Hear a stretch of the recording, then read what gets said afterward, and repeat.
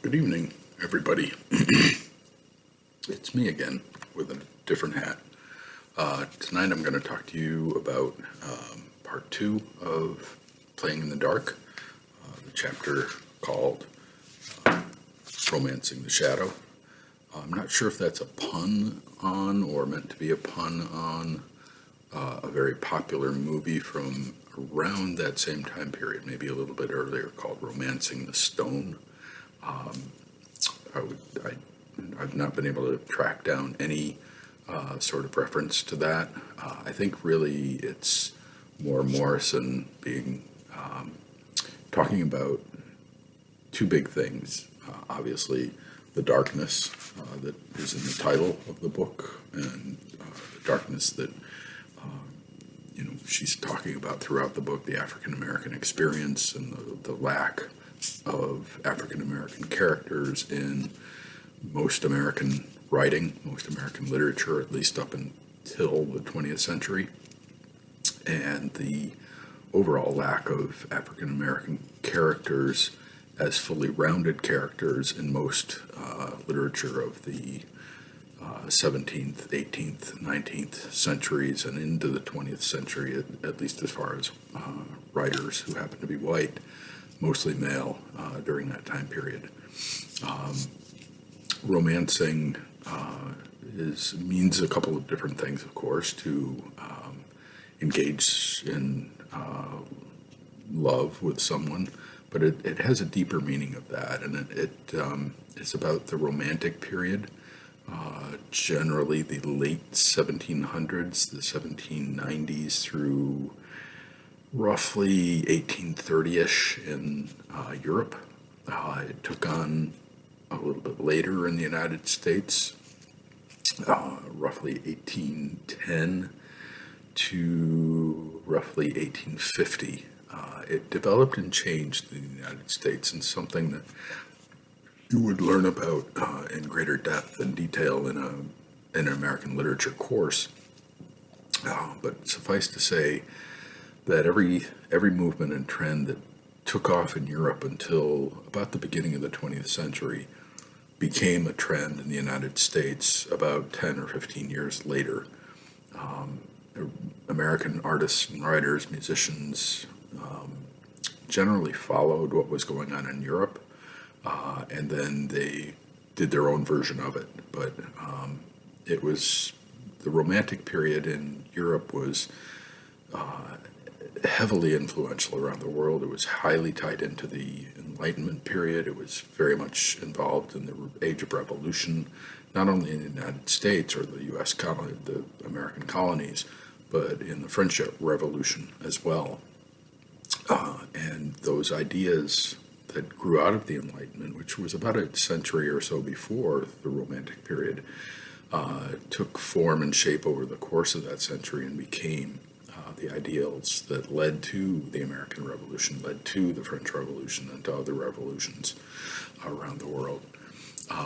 So that Romantic idea, and the word romance doesn't necessarily mean love in the way we use it today, but it refers actually back to the Romans and to the Greek ideals that the Romans picked up and imitated and reformed and did their own thing with in the height of their empire.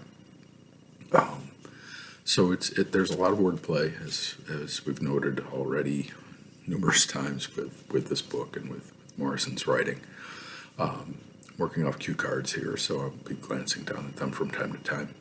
The epigram to part two, just like the epigram to anything, you need to look at that and think about it and try to figure out what has this got to do with anything. Is a quotation from a writer named Robert Penn Warren, an American writer who lived from 1905 to 1989. He would have been a household name, certainly, to your grandparents.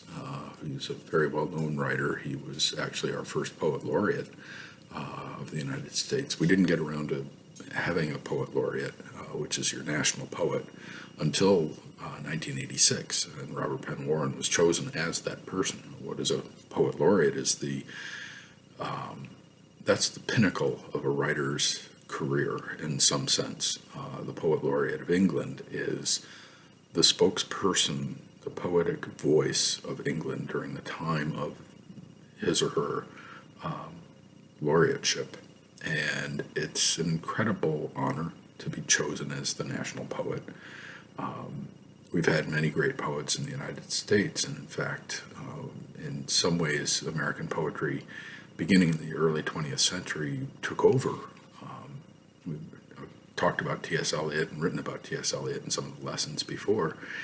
He never got to be poet laureate of either England or the United States because he was not a British person by birth, and he renounced his American citizenship, and we didn't have a poet laureate while he was alive. But that's the sort of person that would be an easy candidate in any circumstances as a poet laureate. So Robert Penn Warren's an incredibly important voice in American literature. He's, during his lifetime, best known for his poetry, hence poet laureateship. He wrote 16 books of poetry, which is quite a lot. T.S. Eliot wrote about 3. Robert Frost wrote about 10. So 16's a bunch. That's a lot of poems. And that was his bread and butter. But he also wrote 10 novels, which is not something. Robert Frost never wrote a novel.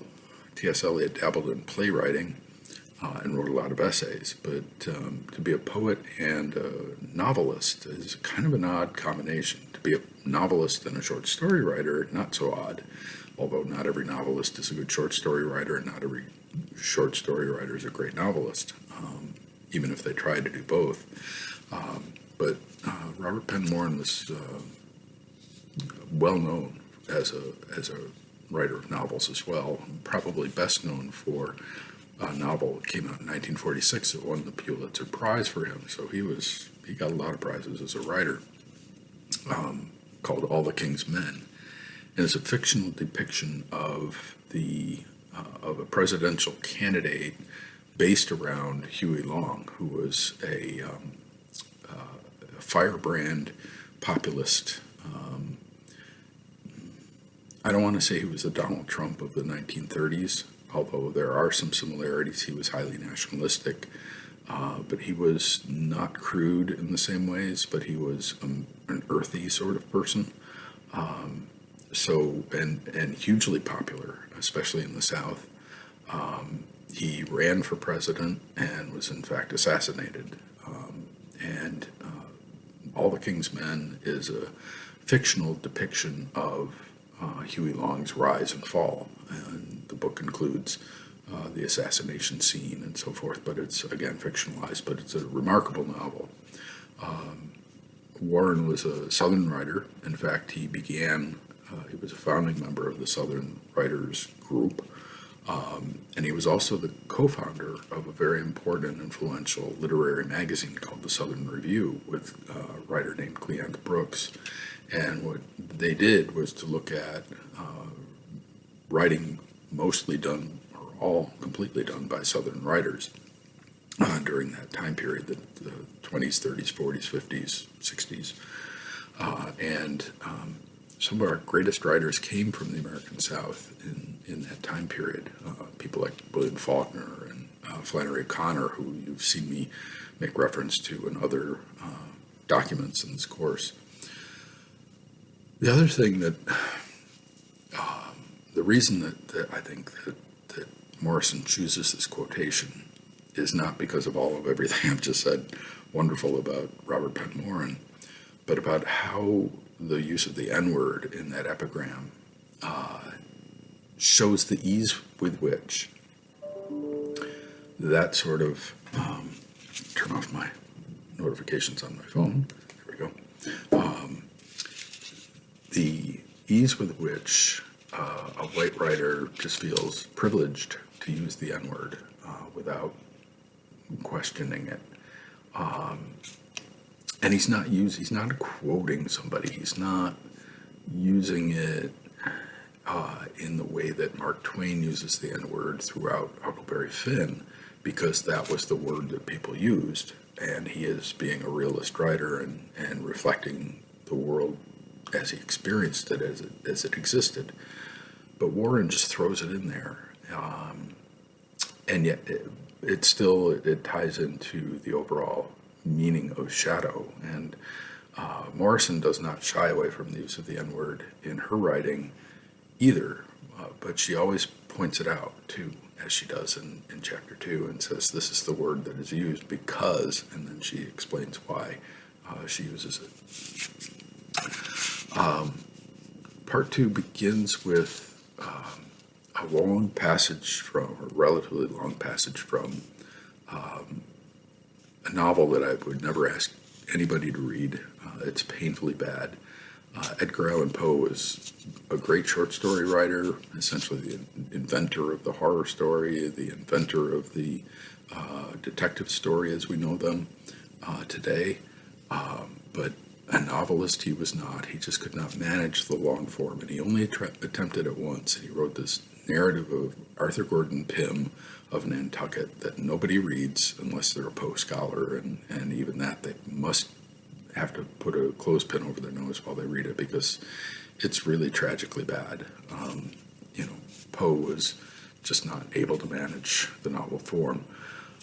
But Morrison isn't throwing it in there because it's a bad novel. She's throwing it in there because of this character Nunu and how Nunu comes to his end. It's important to point out as well with Poe, who it's hard to tell from his writing anything much about him biographically. We have a lot of biographical information about Poe. He was raised in the South. He was from Virginia. It was slaveholding times when he was a young man, or actually through his whole life. He died in 1849 before slavery ever came to an end. So it's very difficult to say anything definitive about what Poe's feelings about race are, other than through looking at how he depicts black characters in his stories. And he doesn't have a lot of black characters, but he has a few. And I've mentioned them before. There's one in the story Hop Frog, for example. There's one in the story the Gold Bug, and there's one in the story, or in the novel, his terrible novel, named Nunu. And just look at that name, what a babyish name it is, how silly it is. It's an attempt on Poe's part, like many white writers at that time, to infantilize, to turn into infants in some way, to turn into silly children, African or African American characters. And, is that racist? Yes. Is Poe, an early member of the Ku Klux Klan? No. But it's that casual racism that we see throughout white American writers at that time. Actually, throughout writers in the Western world at that time, you would find the same sorts of depictions in European writing. We'll see this again. We'll have to come back and revisit this idea when we talk about Conrad in a couple of weeks. But notice Morrison doesn't talk about his name much. In fact, not at all. What she's interested in is the annihilation of Nunu in what she notes as a sort of ongoing trope, which is a theme or something that is returned to again and again and again, either in a particular piece of writing or in a particular writer's writing or across a genre of writing. And so if we're looking at the broad scope of American literature from the 19th century, which she's looking at in this chapter mostly, a trope would be something that you would see showing up over and over and over again in that particular time period, and in that particular type of literature. And it's this wall of impenetrable whiteness that she calls, that she says, this monumental white thing that happens and that completely subsumes him, that kills him when the characters experience this moment, which comes at the very end of this terrible, terrible, pathetic little novel by Edgar Allan Poe, an otherwise great writer. And whenever an Africanist presence is engaged, she says, is a quote from pages 32 and 33, that whiteness emerges. We're going to talk about this in a few minutes again, because I have a quibble with her on this, and we'll talk about that in a bit. The opposite, of course, of this white presence, this white impenetrable wall, whatever it is, fog or cloud or smoke, whatever it is, the opposite, of course, of that whiteness is blackness, is shadow, is darkness. And what Morrison's theme in this essay, this part of the book, becomes is that you can't have the one without the other. That the whiteness is defined by the blackness and the blackness is defined by the whiteness. It's a yin and yang, if you will, of American writing. That you can't have this white presence, cloud, and all the other things that she identifies without its opposite, without its shadow. And it's a term from Jungian psychology, but it is the idea that without our shadow, we are not ourselves. Our shadow is our, if you will, doppelganger. It is the thing that we are not, but it is the thing that informs us. It is the thing that makes us who we are in some ways. Then she dials it back and goes into history. And she talks very theoretically and historically for a while about immigration, about how it is that white people came to the continent, and we're going to get to that in a minute too. But for immigrants essentially from Europe, let's just boil it down to that. The American dream is wrapped up in a number of concepts, and she identifies them as liberty, equality, opportunity, and the joys of freedom, self-expression, and self-fulfillment. So liberty, equality, opportunity are the ideals, and they are embodied in freedom, self-expression, and self-fulfillment. And even if the people who were coming from Europe, whether it was Ireland, Scotland, England, France, Germany, Italy, Spain, to some degrees, not so much with the Mediterranean cultures and not so much with Eastern European cultures, Poland and Bulgaria and Russia and places like that, but with, this sort of, if you will, the people lumped generally into what we would call the Anglo-Saxon or Northern European people who look like me. If they did not enjoy those things at home, it's probably why they left. It's why a lot of people emigrated to the United States, as well as for, of course, economic opportunities. They got them when they got here, to one degree or another. And of course, for those who were dragged across the ocean in involuntary servitude, which was a few Europeans but a whole lot of Africans,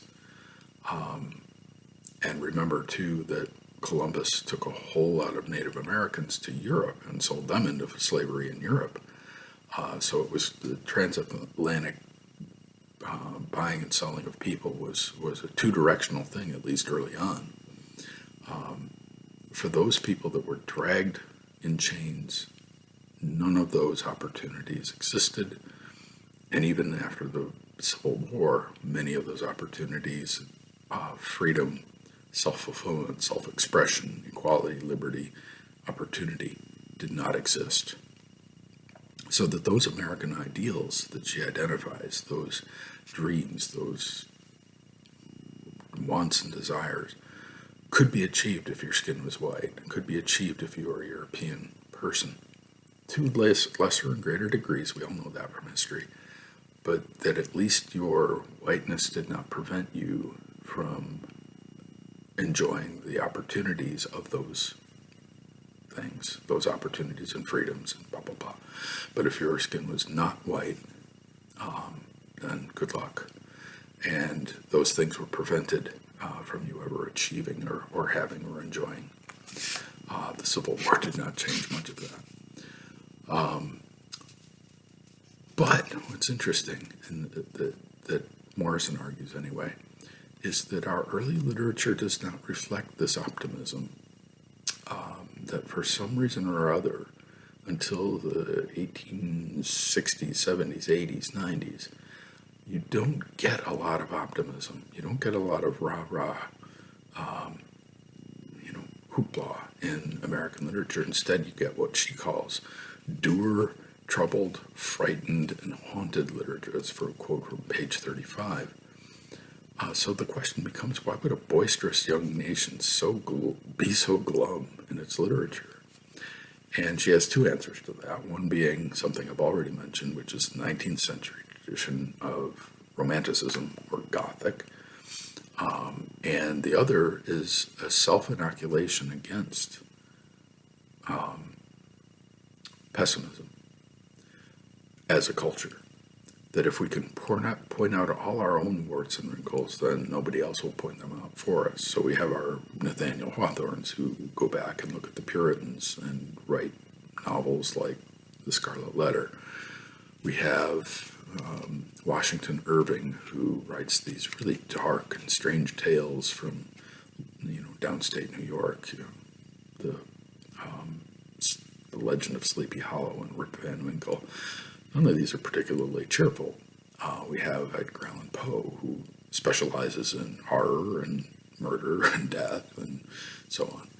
We have, on the happy side, if you will, we have somebody like James Fenimore Cooper, who spends his whole career writing about the past and about dying, Indian Native American tribes dying away and the last of the Mohicans and, these sort of bumptious frontiersmen like Natty Bumppo, but there's no realism there. It's romanticism to the nth degree. They are optimistic, but at the same time, there's a dark side, a downside to them.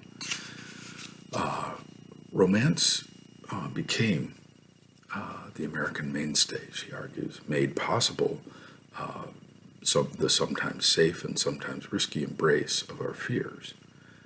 So she's arguing that romance, because it delves in the darkness, because it is not afraid to cast light in dark places, becomes an American trope, again, to use that word. I'm going to pause for a second, and I'm going to save this particular lesson, and I'm going to start another one because I know my YouTube time will time out on me, and I won't be able to save. So this is part one. I will come back with part two in a minute.